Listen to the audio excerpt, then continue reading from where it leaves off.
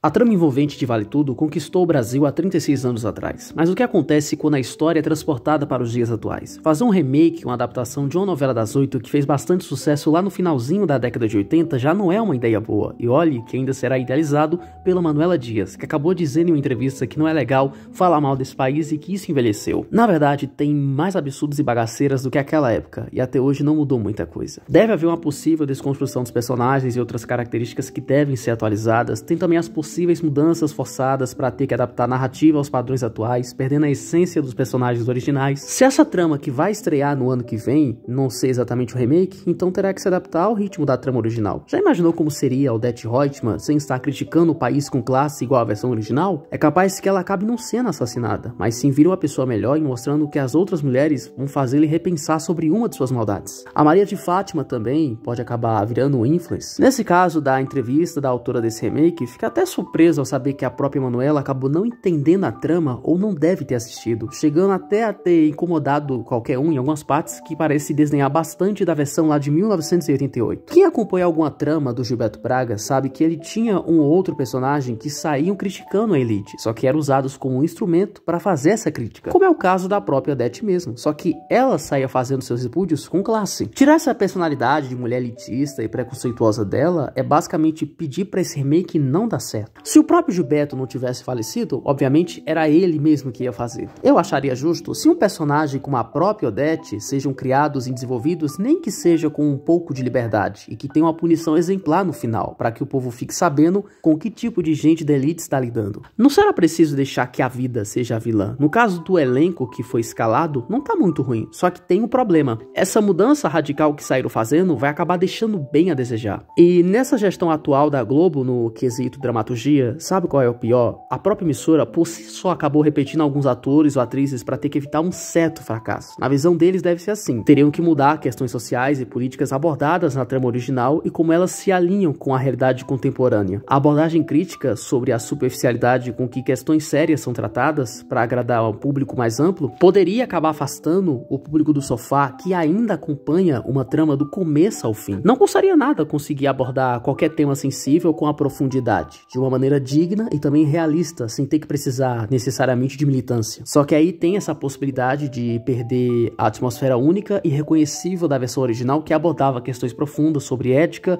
corrupção e injustiça social. E parece que vai ser simplificada e banalizada nessa nova versão. E, de verdade mesmo, não era preciso fazer um remake dessa trama. Não era preciso.